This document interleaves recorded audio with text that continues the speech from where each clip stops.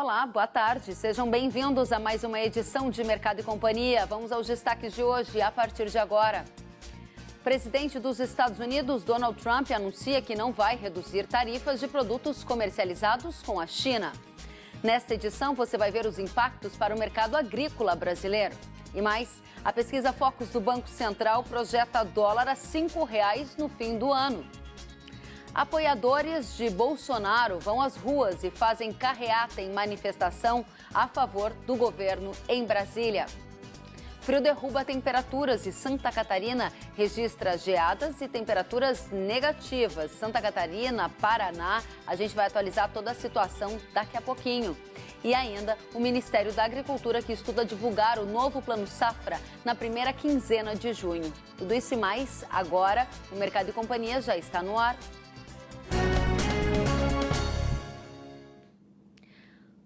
O presidente dos Estados Unidos, Donald Trump, anunciou ontem em entrevista ao canal norte-americano Fox News que não vai reduzir tarifas de produtos comercializados com a China, mesmo com os acordos firmados antes da Covid-19. Trump voltou a responsabilizar o país asiático pelo surto da pandemia e disse que a China cometeu um erro ao tentar esconder e demorar a avisar sobre o novo coronavírus.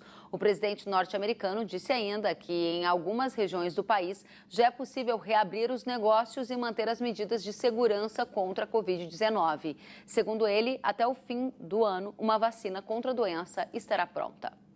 Vamos já analisar o impacto da declaração do presidente dos Estados Unidos no mercado agrícola brasileiro. A análise fica por conta de Flávio França Júnior. Flávio, muito boa tarde, seja bem-vindo. Boa tarde, Kelly. Boa tarde a todos. É sempre um prazer estar com vocês.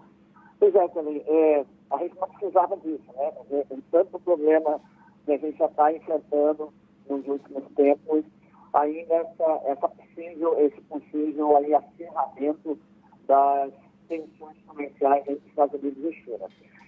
O mercado repercutiu, Kelly, no sentido de que pode haver justamente um bloqueio das compras chinesas que começaram a andar, né, finalmente, né, Kelly, semana passada, semana retrasada, elas começaram a andar, então a China voltou para o mercado americano, inclusive na sexta-feira, feriado, aqui de 1º de maio, parece mais um negócio de China comprando soja dos Estados Unidos. Então, o mercado vinha começando a reagir justamente por conta do retorno chinês às compras nos Estados Unidos. Então, essa notícia é uma notícia muito ruim, não só para o agronegócio como todo, mas para a economia em geral. Tanto é que a repercussão ela é bem negativa no mercado de petróleo, de ações, né, Dow Jones. Então, incluindo as commodities agrícolas. Então, realmente uma notícia ruim, ainda não há notícias de contrapartida, de retaliações, então vamos ter que aguardar as próximas horas para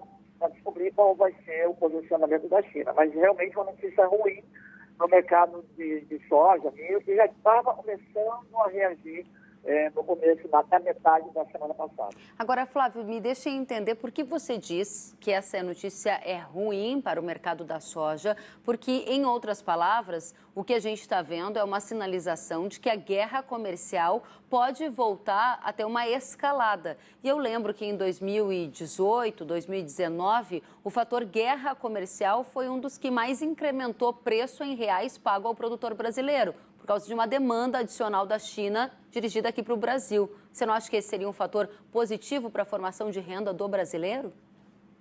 Olha, Kelly, é bem discutível essa afirmação. Nós tivemos, a partir de 2018, com o início da guerra comercial, uma queda brutal, de mais de $1 por bucho, bem superior a isso, a quase $2 por bucho, no preço em Chicago. Então, o que nós tivemos aqui no Brasil foi que, por conta da maior demanda que você citou, nós tivemos um aumento dos prêmios. E os prêmios compensaram parcialmente a queda em Chicago, não totalmente. Então, houve sim também um prejuízo em termos de preço para o produtor brasileiro. Tá? O que nós perdemos menos, talvez o termo melhor seja esse, porque nós tivemos uma demanda mais aquecida, temos um volume maior, né, do que seria o esperado, mas com preços médios mais baixos do que antes da guerra. Então, foi um ganho relativo né, provocada pelo volume e não por preço. Né? Nós também perdemos um preço aqui.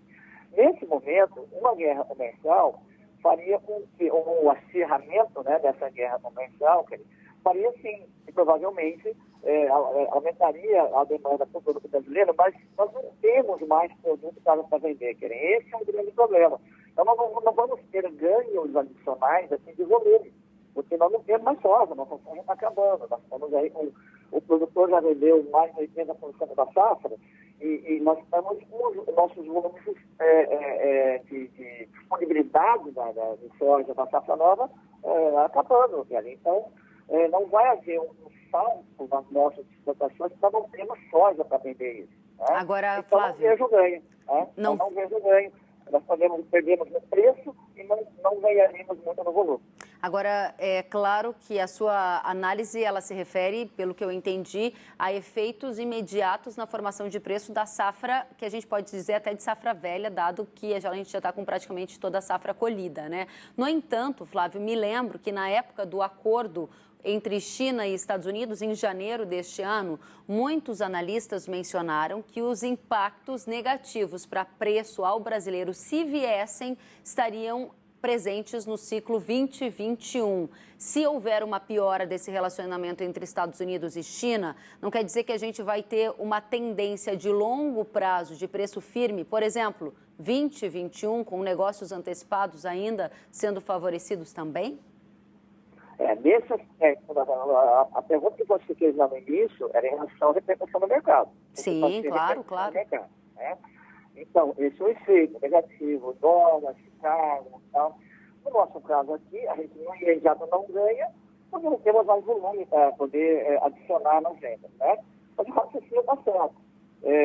Mais à frente, havendo a permanência havendo a confirmação, né? Primeiro, a confirmação do acirramento da disputa comercial.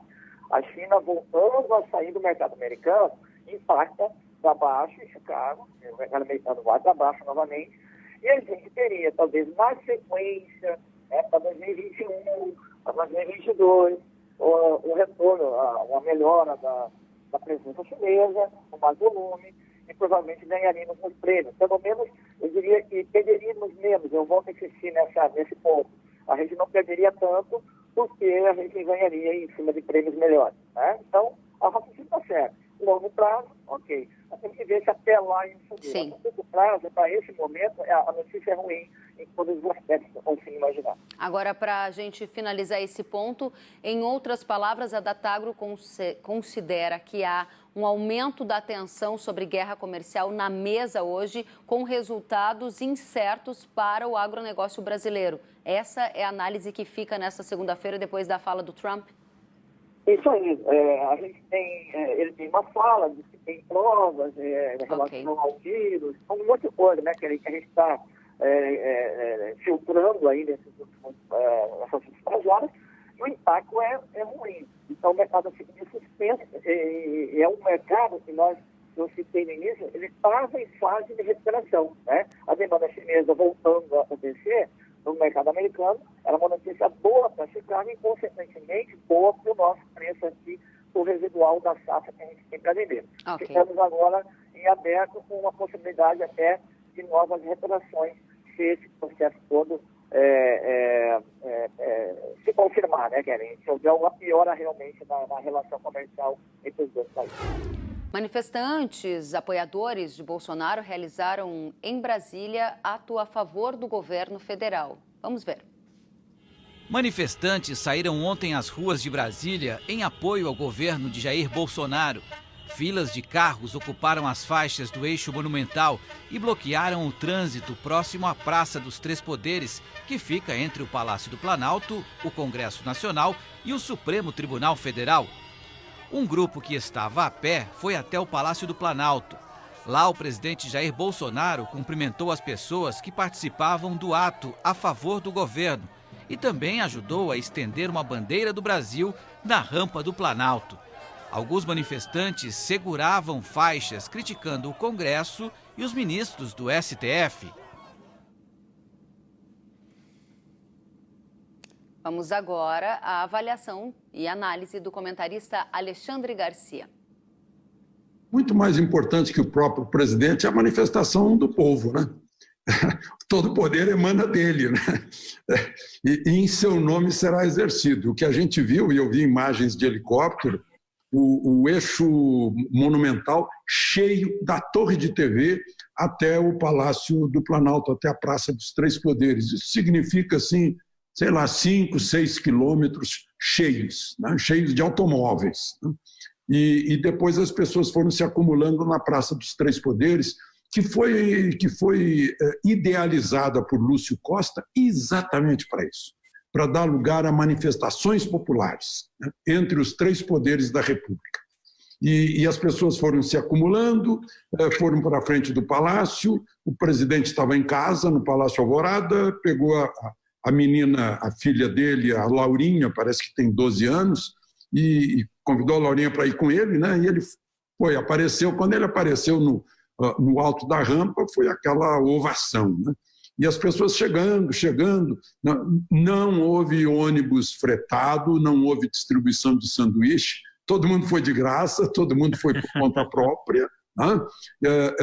Foi espontâneo, uma convocação pelas redes sociais. Se dependesse da mídia, não existiria manifestação nenhuma, né? E a despeito da mídia, né, encheram a Praça dos Três Poderes. Eu vi que, pouco a pouco, era muito espontâneo, porque apareceu primeiro uma deputada de Brasília, a deputada Bia Kicis, deputada federal, depois uma deputada por Santa Catarina, Deconto, eu acho que é o nome dela, uma deputada de Chapecó. Aí foi surgindo, de repente aparece o Eduardo Bolsonaro, que é deputado também, aparece o Hélio Negão, que é deputado, foram chegando pessoas que pularam o gradil, crianças que conseguiram invadir, subir a rampa. Então, essa manifestação popular é muito significativa, mais do que qualquer declaração, qualquer discurso do presidente. Simbolicamente, as imagens lá do topo da rampa, a gente via o Supremo pequenininho lá no fundo. Essa análise de Alexandre Garcia foi veiculada no Rural News, programa do Canal Rural, que vai ao ar aos domingos, a partir das 8 horas da noite.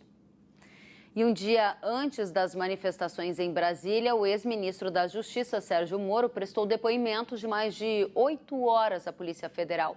Moro chegou por volta das 14h à superintendência da PF em Curitiba, acompanhado de um advogado, e foi ouvido por delegados e procuradores que vieram de Brasília. O depoimento de Sérgio Moro foi determinado pelo ministro do Supremo Tribunal Federal, Celso de Mello, que autorizou a abertura do inquérito para apurar as acusações que o ex-ministro fez contra o presidente da República.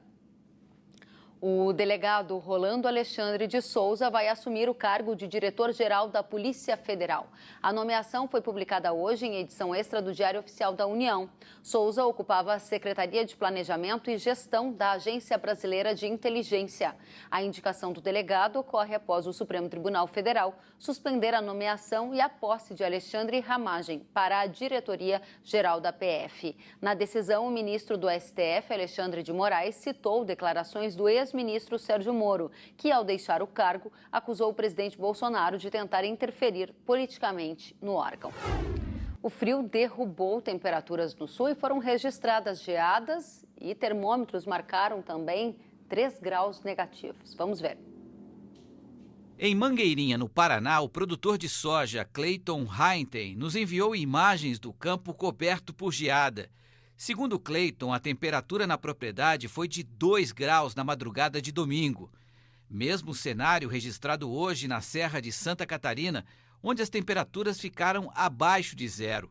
Segundo as estações meteorológicas da Empresa de Pesquisa Agropecuária e Extensão Rural do Estado, em Bom Jardim da Serra, os termômetros atingiram menos 3 graus. Em Urupema, fez menos 1. E em São Joaquim também fez frio, com geadas nas áreas de vinhedos. O setor sucroenergético segue aguardando o anúncio de medidas de socorro por parte do governo. A gente vai ao vivo até Brasília, onde a Paola Cuenca tem detalhes sobre este tema. Paola, boa tarde. Tem alguma indicação de que o anúncio possa de fato ocorrer nesta semana? Boa tarde, Keren. Boa tarde a todos.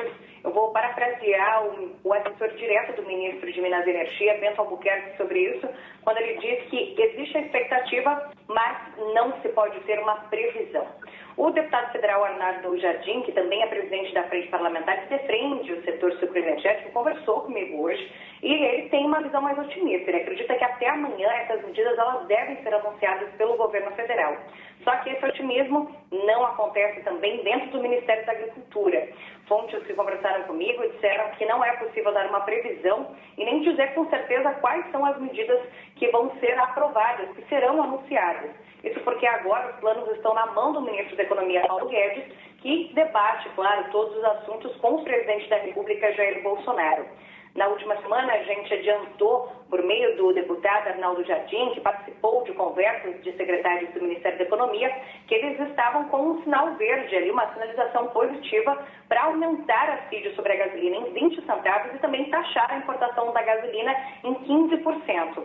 Mas essas medidas não foram confirmadas por membros nem do Ministério da Agricultura, da Economia ou do Ministério de Minas e Energia. A gente segue no aguardo que, por enquanto, ainda está bem nebuloso sobre quando isso vai ser feito, esse anúncio oficial. A gente também está observando, Paola, as conversas em torno do Plano Safra, né? A indicação de que esse Plano Safra deverá ser antecipado, qual a data de divulgação e condições previstas pelo governo? O Plano Safra ele deve ser mesmo antecipado. A ministra Tereza Cristina havia anunciado isso no início de abril, que se pensava numa antecipação. E conforme eu conversei com o diretor de financiamento do Ministério da Agricultura, Wilson Vaz de Araújo, o governo ele está se planejando para fazer o anúncio desse Plano Safra na primeira quinzena de junho. Eles devem fechar todos os planos, os detalhes desse Plano Safra na última semana de maio para então poder fazer o anúncio. O plano que, claro, já vem sendo todo desenhado desde o início do ano, na verdade.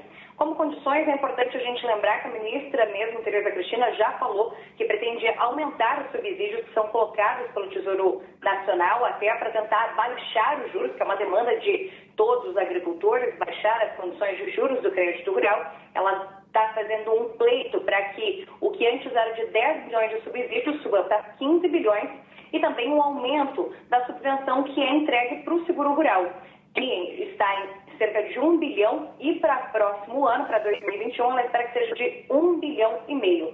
Apesar de todo mundo querer saber para quanto os juros devem ficar, se deve cair para perto da taxa Selic, que está em 3,75%, a ministra disse que tão baixo assim ela não consegue garantir, mas espera conseguir baixar de 1 a 2% da média da taxa de juros praticado neste Plano Safra atual.